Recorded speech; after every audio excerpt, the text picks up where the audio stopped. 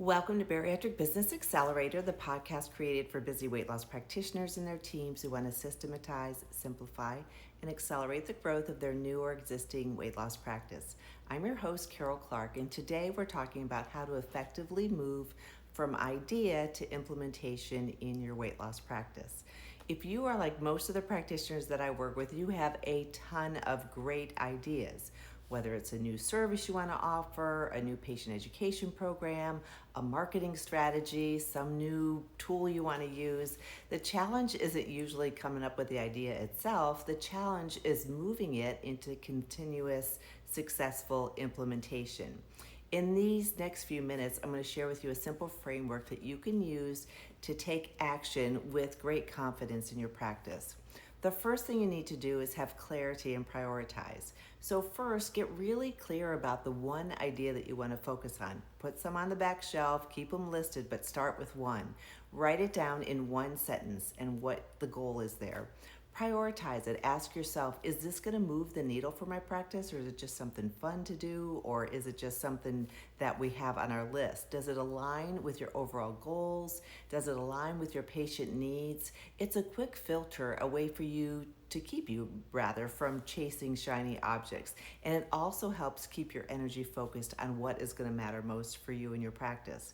The second step is to break it down. You have to break the idea into smaller, actionable steps, and think of it like you're taking a complex patient education topic and putting it into bite-sized lessons.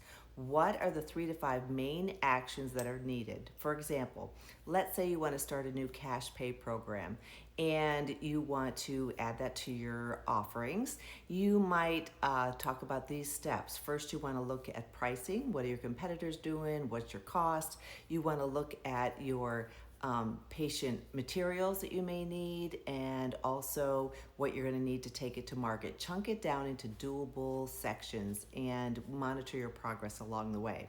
The third step is to assign and schedule. Any idea only becomes real when someone actually owns it, and it can't be you all the time. Decide who's responsible for each step that you have outlined and when it will be completed. Put this on your calendar, and if everything falls back on you, it's going to stall, I can guarantee you. Empower your team with clear ownership and accountability with the outcome that you desire, and it also helps build excitement and buy-in into your new idea.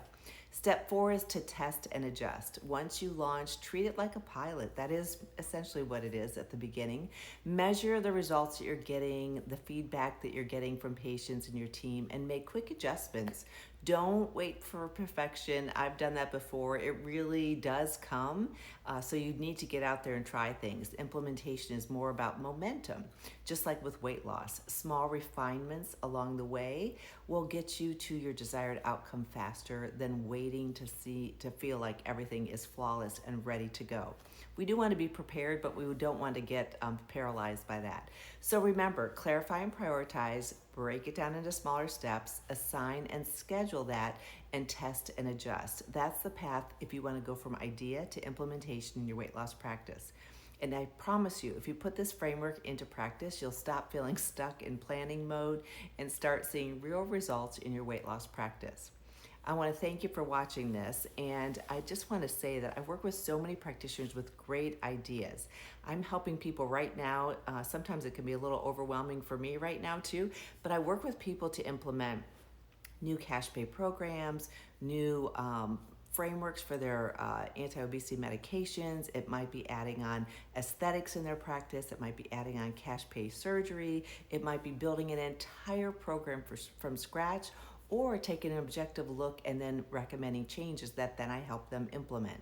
And no matter what, this is something that works, this process. So I encourage you to try it, but really when you decide you're going to move forward, try to keep it focused to one thing at a time if you can. And then, like I say, make sure you have ownership. And I like to put everything into a Google spreadsheet. All my clients have a Google spreadsheet with all the things we're working on, all chunked down into different steps and who's responsible, when it's due, and we meet weekly to go through all of those things to make sure we're actually moving forward. Do we go down rabbit holes every so often? Absolutely. And sometimes those are necessary. Something else comes up as a priority in their practice, and we want to talk about that. We want to solve that problem. Or maybe a metrics looking not so great. Maybe some numbers are down or conversions are down, and we need to address that first before we're talking about something else in their practice. But having all of this set up in place is really refreshing. It helps you get from point A to B so much faster, and it helps you make sure that you're spending your time, your precious time, and your team's time on the things that matter most and are going to move the dial. That initial phase where you're really looking through what you're going to be doing is one of those things that helps to ensure that. So I hope you found this helpful. If you haven't subscribed, please subscribe to the podcast or to the YouTube channel, depending on where you're listening or watching this. And if I can be of help at any point, reach out to me. I do free audits with people, like a quick call. You can reach out to me, Karol, Karol, at weightlosspracticebuilder.com. And anyhow, I hope we connect sometime soon. Thanks.